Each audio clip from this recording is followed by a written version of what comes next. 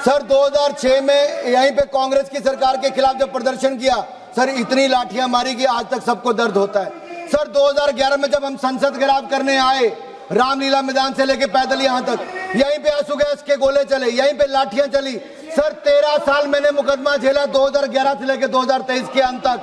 कौन कौन थे उस मुकदमे में? दिलीप जैन राजस्थान से, कालू भाई मध्य प्रदेश से, गुरप्रीत संधू पंजाब से, मदन कुमार बिहार से, सुनील कुमार दलित बिहार से, बबलू पंडित हिमाचल से, संजीव बिहार से, सुशांत शुक्ला छत्तीसगढ़ से, रत्नेश आयंगर मध्य प्रदेश से। हमने आपको सर यही नहीं मौका दिया जाएगा, आप बैठेगा। अरे बीच में नहीं होगा, ऐसे बीच में नहीं होगा। नहीं, उनको खत्म करने दो, नहीं उनको खत्म करने दो। सर यहाँ पे एक बात आई, सर पेपर लीक, भ्रष्टाचार और तिरंगे के सम्मान के लिए हमने सब पर आंदोलन भी किए, यात्राएं भी की। सर अपने ही देश में तिरंगा झंडा फहराने के लिए हमें गिरफ्तार करके जेल में डाल दिया, लाठियां चलाई गई। सर लाल चौक पर तिरंगा झंडा फहराने के लिए 2011 में 26 जनवरी को, जहां एक और मुझे जेल में डाल दिया गया, कठुआ की जेल में। स्वर्गीय अरुण जेटली जी, स्वर्गीय सुषमा स्वराज जी को जेल में हमारे साथ डाल दिया, शांता कुमार जी पूर्व मुख्यमंत्री, उनको जेल में डाल दिया गया, अनंत कुमार जी को जेल में डाल दिया गया। केवल युवा मोर्चा ने कहा था तिरंगे का अपमान नहीं होने देंगे, जलाने नहीं देंगे, फाड़ने नहीं देंगे, तिरंगे का सम्मान करेंगे, लाल चौक पर जाके तिरंगा फहराएंगे। उसके खिलाफ इन्होंने जेल में डाला। जिस जेल में डाला सर, गुजरात के आज जो डिप्टी सीएम है हर्ष संघवी, प्रदीप सांघवी, शशिकांत पांडे, अल्पेश लिंबाचिया, सर इनको जिस जेल में कश्मीर में डाला, उसी जेल में सामने वाले कमरे में यासीन मलिक था। उसको खुली छूट मिलती थी सिगरेट पीने की, कॉफी पीने की, बाकी जाने की, और हमें कहा जाता था भद्दी भद्दी गालियां निकालकर पिटाई की जाती थी, इनके हाथ पैर तोड़ दिए गए। सर ये इनकी सरकार थी। सर ये आज युवाओं की बात करते हैं। यही नहीं सर, जब यहाँ पर बाहर आंदोलन हुआ, मेरे अपने हमीरपुर के नरेंद्र अत्री हो, राकेश कुमार काउंसिलर, सर उनके हाथ पैर तोड़ दिए गए, आज भी मुकदमे झेलते हैं। हरीश द्विवेदी हमारे साथ सांसद थे, उनका हो गया सर। आरपी सिंह, शिखा राय वगैरह सब इनके साथ थे। सर मैं आपको एक और कहना चाहता हूं, वो तो जान बचा उसका, आरपी सिंह का, शिखा राय का, बिल्कुल वो तो एनकाउंटर होने वाला था। सर अब मैं सर कांग्रेस के समय जो पेपर लीक हुए, सर थोड़ा सा प्रकाश जरूर डालना चाहता हूं। सर 2004 में CBSE all India PMT paper leak सरकार किसकी थी? कांग्रेस की। 2006 CBSE class 12 accountancy paper leak सरकार किसकी थी? कांग्रेस के। 2006 AIIMS post graduate MBBS paper leak सरकार किसकी थी? कांग्रेस के। 2007 AIEEE paper leak, all India engineering paper leak सरकार किसकी थी? कांग्रेस की। 2007 CBSE class 12 accountancy paper leak सरकार किसकी थी? कांग्रेस की। 2007 आईसीआई सीपीटी पेपर लीक सरकार किसकी थी? कांग्रेस की। 2008 पीएमटी पेपर लीक सरकार किसकी थी? कांग्रेस की। 2009 common law admission test paper leak सरकार किसकी थी? कांग्रेस की। 2009 railway recruitment board paper leak सरकार किसकी थी? कांग्रेस की। 2009 हरियाणा पेपर लीक सरकार किसकी थी? कांग्रेस की। 2011 एआईई पेपर लीक सरकार किसकी थी? कांग्रेस की। 2012 एम्स एमबीबीएस पेपर लीक सरकार किसकी थी? कांग्रेस की। 2012 JK medical entrance exam paper leak सरकार किसकी थी? कांग्रेस की। 2012 Mumbai university exam paper leak सरकार किसकी थी? कांग्रेस की। 2012 railway group D paper leak सरकार किसकी थी? कांग्रेस की। 2013 Maharashtra high secondary certificate exam paper leak सरकार किसकी थी? कांग्रेस की। 2013 Rajasthan administrative services paper leak सरकार किसकी थी? कांग्रेस की। 2013 कर्नाटका पीयूसी पेपर लीक सरकार किसकी थी? कांग्रेस की। 2013 एसएससी सीजीएल पेपर लीक सरकार किसकी थी? कांग्रेस की। 2014 CBSE class 12 economics paper leak सरकार किसकी थी? कांग्रेस की। 2014 CBSE class 10 math paper leak सरकार किसकी थी? कांग्रेस की। REET exam leak 2021 paper leak सरकार किसकी थी? कांग्रेस की। 2022 जेएसएससी सीजीएल पेपर लीक सरकार किसकी थी? कांग्रेस बड़ा की। है तो आप ले कर दीजिएगा। क्या सर? सर अभी तो सर कितने पढ़ने सर अभी तो मैं आप ले कर दीजिए। सर अभी मैं केंद्र का बता रहा हूं। अभी मैं राजस्थान की बात करूं तो 5 साल में 19 एग्जाम हुए, जिनमें से 17 पेपर लीक हुए। 17 पेपर लीक हुए। पढ़ा दूं सर, गिनवा दूं? नहीं, आप कंक्लूड कीजिएगा प्लीज। नहीं सर, गिनवाना तो पड़ेगा सर, रिकॉर्ड पे आ जाए। नहीं, आप नंबर बोल दीजिए, संख्या बोल दीजिए और आगे चलिए। अरे सर, शी वांट्स टू से, you don't believe it, I am authenticating it.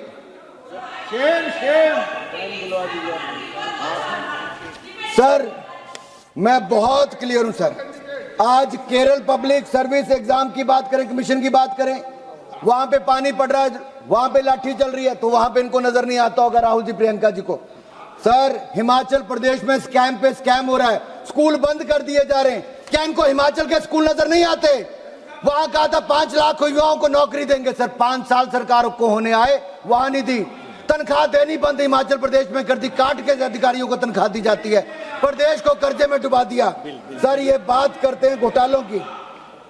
Sir मैं इतना ही कहूंगा, आप बिल पे आ जाइए प्लीज। सर मैं बिल पे आ रहा हूँ। अरे बिल का ही हिस्सा है सर, ये बिल ही है, यही तो है सर। बिल का क्यों बता रहा हूँ सर, ये क्यों करना पड़ा सर? ये बिल सर है। एग्जाम रिफॉर्म्स क्यों चाहिए सर, इसलिए बता रहा हूँ। बिल ही है, बिल ही है। सर हो क्या गया सर? सर एक मैं सभी सांसदों को कहता हूं थोड़ा ध्यान से सुनिए। सर 12 साल से हम सरकार में, आज का जो 18 साल का बच्चा होगा उसको ये नहीं पता होगा कि कितनी जातियां, कितना भ्रष्टाचार, कितने देश विरोधी कार्य कांग्रेस ने 2004 से 14 तक किए। मैं तो अभी 4 से 14 का गिनवा रहा हूं, 1947 से शुरू करूंगा तो बड़ी लंबी लिस्ट हो जाएगी। इसलिए गिनवा रहा हूं कि 18 साल वाले को तो सिर्फ आज 12 साल नजर आते हैं, उससे पिछले वाले क्यों होंगे? सर एक प्रश्न सबके सामने है सर। सर हम आज हम फेलियर की बात करते हैं। सर मेरा एक सवाल ये भी है, क्या हमने शिक्षा व्यवस्था में कुछ ऐसे बदलाव किए जिसमें बच्चों को इस एग्जाम के आने से पहले फेलियर कभी नजर नहीं आता? पहले उनको 5वीं में, 8वीं में, 10वीं में जिस तरह से एक एग्जाम का प्रेशर आता था, बोलते थे कमियां हैं इसको ठीक कर लो, अब वो इस एग्जाम से पहले वो तो प्रेशर आता ही नहीं है। नीट के पहले वो तो कांग्रेस खानदान ये सर एक सोचने वाली बात है। हम उसको 12वीं तक जाने देते, फिर कहते अब सोचो क्या होगा। क्या उससे पहले जो चेक बैलेंस थे वो बेहतर था कि नहीं था? आज उस पर एक बार जरूर सोचना चाहिए। सर एक जो आपने कहा सर एनटीए क्या है सर? सर पहले क्या था, सीबीएसई एग्जाम कराता था 1980 से लेकर 2017 तक, और 15% सीटें सरकारी कोटे की उसको देश भर में मिलती थी, बाकी राज्य अपने एग्जाम करवाते थे। ये तमिलनाडु के कुछ लोग भी, हमारे मित्र सांसद कहते कि नहीं मत करवाइए सेंट्रल एग्जाम, क्योंकि सबको इंटरेस्ट, हमें पता है सबके क्या क्या थे। मैनेजमेंट कोटा जो संजय जी ने कहा, सर हमें मैनेजमेंट कोटे में इंटरेस्ट है कि यूथ के कोटे में, युवाओं के कोटे में इंटरेस्ट है, उनके भविष्य में इंटरेस्ट है? नरेंद्र मोदी जी ने आपके मैनेजमेंट कोटे में इंटरेस्ट नहीं रखा, युवाओं के भविष्य का इंटरेस्ट देखा है। अलग अलग राज्य में जाकर टेस्ट देने पड़ते, अलग अलग तरीकों में जाकर देने पड़ते थे। सर एनटीए को बनाया गया, उनकी क्षमता को भी बढ़ाया गया। 2024 में जब 22 जून को इसरो चेयरमैन डॉक्टर राधाकृष्णन जी की अध्यक्षता में कमेटी बनी, तो उसने क्या कहा सर? उसने 21 अक्टूबर को अपनी रिपोर्ट दी। उन्होंने कहा डीजी अपॉइंट करिए सेक्रेटरी के लेवल पे गवर्नमेंट ऑफ इंडिया के, 2 एडीजी करिए, 16 नई पोस्ट डायरेक्टर और ज्वाइंट डायरेक्टर की करिए। हमने की सर।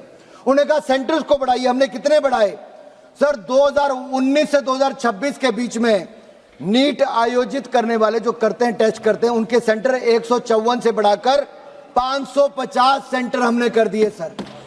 हमने परीक्षा केंद्र जो है, ये शहर सर, शहर इतने कर दिए, 154 से 550 शहरों में आज टेस्ट होते हैं।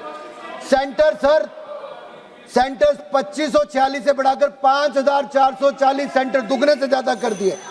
आज सरकारी संस्थानों में 99% परीक्षण केंद्र है सर। यही नहीं सर, हमने ये जो री एग्जामिनेशन किया, ये फुल प्रूफ कैसे था? जयप्रकाश जी जरा ध्यान से सुनिए।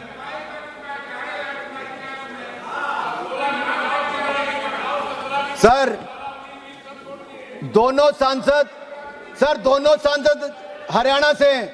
मैं दोनों सांसदों से पूछता हूं, अपने दिल पर हाथ रख के बोलना, 10 साल जब आपकी सरकार थी, खर्ची और पर्ची की सरकार थी सर, खर्ची और पर्ची, क्या खर्चा करो या पर्ची पर लिखकर आता था? सर ये चाहते थे कि हरियाणा की कांग्रेस सरकार का लाऊं। जयप्रकाश जी, खर्ची और पर्ची की सरकार हरियाणा में चलती थी 2004 से 14 तक। युवाओं ने आपको बाहर रखा है सर। सर इनको बिठाइए सर, मेरे 3 मिनट और हैं सर।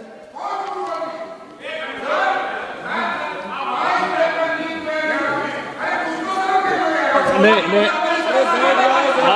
आपका जब मौका आएगा, आपका मौका आएगा उस समय बोलिएगा, अभी नहीं।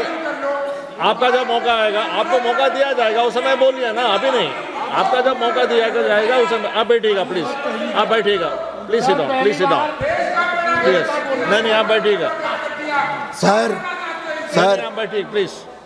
माननीय सभापति जी, इससे बड़ी शर्म की क्या बात होगी और बेशर्मी क्या होगी। कांग्रेस के सांसद जो जिस राज्य से आते हैं, जहां हरियाणा की खर्ची पर्ची की सरकार की मैंने बात की, वो आरोप आपकी सरकार पर प्रदेश के युवाओं ने लगाए और आप बेशर्मी के साथ यहाँ खड़े होकर कहते हो अरे आपने ध्यान दिया होता तो ऐसा नहीं हुआ होता।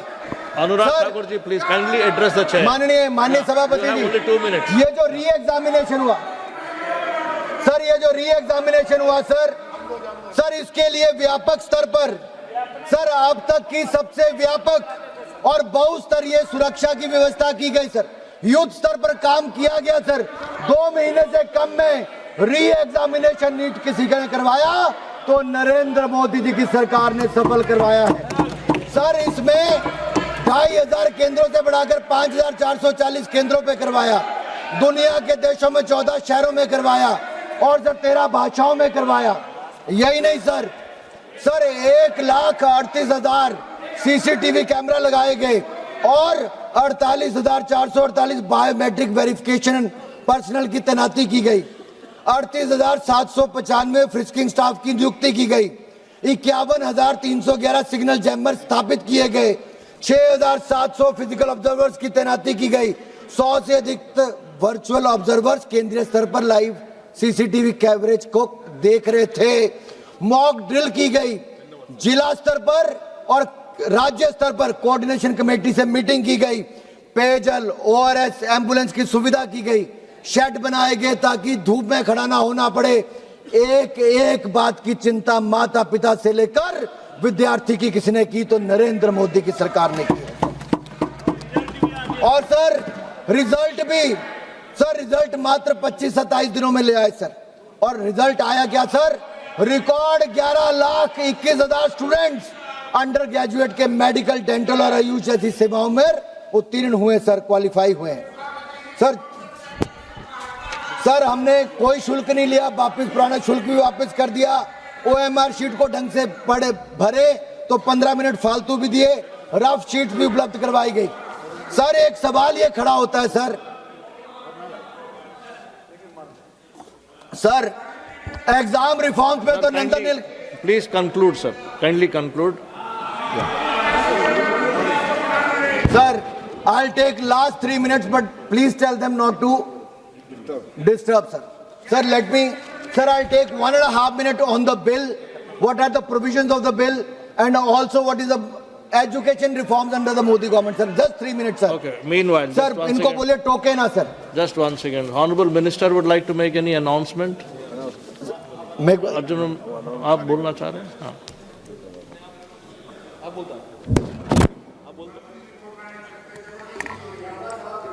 अध्यक्ष महोदय, ये सभी माननीय सदस्यों के साथ निवेदन है कि फर्स्ट फ्लोर पर एमपी डाइनिंग में भोजन की व्यवस्था की गई है। वो जिसको भूख लगी है वो करे, जो अगर आप भूखे नहीं है तो नहीं भी करे, उसमें कोई दिक्कत नहीं है, अपनी पाचन क्रिया के हिसाब से। लेकिन हमारी तरफ से क्योंकि एक ऐसे सुझाव आया था कि चूंकि देर तक बैठना है तो उसकी व्यवस्था विभाग की ओर से ऊपर कर दी। धन्यवाद sir. Sir last 2 minutes, kindly conclude. माननीय सभापति जी, इस बिल में अगर कोई व्यक्ति अपराधी है तो उसको सजा बढ़ाकर 5 से 10 साल कर दी। 10 लाख का जुर्माने से बढ़ा के 50 लाख का कर दिया। सर्विस प्रोवाइडर का सर 5 करोड़ रुपया उसको जुर्माना और डिपार्टमेंट 8 साल तक कर दी। ऑर्गेनाइज क्राइम में कोई होगा तो उसको जुर्माना 10 करोड़ का लगेगा और उसको सजा भी 7 साल की सर। और स्पेशल टास्क फोर्स का गठन का भी इसमें प्रावधान किया गया है। जांच को मात्र 2 महीने में पूरा करना होगा और special task force, special court भी बनाए जाएंगे। चार्जशीट के 3 महीने के अंदर मामला निपटाया जाएगा। हाई कोर्ट में भी डबल बेंच होगी सर, और 3 महीने में निपटाने का काम किया है सर। इससे दिखाता है कि कैसे तारीख पे तारीख नहीं होगी और जल्द न्याय मिल पाएगा। नकल का नेटवर्क टूटेगा, मेहनत का भारत जीतेगा, दलालों का खेल रुकेगा, प्रतिभा का भविष्य बनेगा। सर पंजाब में जो आम आदमी पार्टी की सरकार है सर, 5 ऐसे सर घोटाले देखिए, पीपीएससी नायब तहसीलदार recruitment scam, Punjab state teacher eligibility scam, PSCB class 12 board English examination scam, PPSC agriculture development officer scam, PPSC group B officer combined exam, pharmacy officer high tech cheating है sir. ये इतने 5 लाख लोगों को सीधा पंजाब में नुकसान हुआ। ये स्कैम चीटिंग के मामले, पेपर लीक के मामले ये पंजाब के आए सर, और ये बेशर्मी के साथ उनके साथ जाकर बैठे थे। सर मैं एक बात कहना चाहता हूं सर अगर आप देखेंगे सर, प्रियंका जी कह रही थी मेडिकल कॉलेज बढ़ाने चाहिए सर। मेडिकल कॉलेज कांग्रेस की सरकार में 60 साल में 387 बने, आज वो बढ़कर 844 हो गए, दुगने से ज्यादा 844। एमबीबीएस की सीटें 51,348 थी, वो आज 1,39,490 हो गई। मेडिकल पीजी की सीटें 31,190 थी, आज वो बढ़कर 86,360 हो गए। 16 आईआईटी थे 23 हो गए, आईआईएम 13 थे 21 हो गए, ट्रिपल आईटी 9 थे 25 हो गए, 7 एम्स थे आज 21 हो गए। हायर एजुकेशन इंस्टीट्यूशन 51,000 थे, आज वो 70,000 हो गए। यूनिवर्सिटी 760 थी, आज 1,338 हो गई। और टोटल एनरोलमेंट बढ़कर 4 करोड़ 50 लाख हो गई, 31% वृद्धि हुई। यही नहीं, ग्रॉस एनरोलमेंट रेशो 30% हो गई और महिलाओं की 31.2% हो गई। सर SC ST 70% और 100% इनकी हो गई। थैंक यू सर मैं कुल मिलाकर ये कहना चाहता हूं, मोदी सरकार ने एजुकेशन रिफॉर्म्स भी लाए, एग्जाम रिफॉर्म्स भी लगाए। आज युवाओं का भविष्य सुरक्षित करने के लिए, सुनहरा करने के लिए आज एक ऐसा बिल लाए हैं। पेपर लीक पर प्रहार करेंगे और माफिया को दबाएंगे और युवाओं को उज्जवल भविष्य बनाएंगे।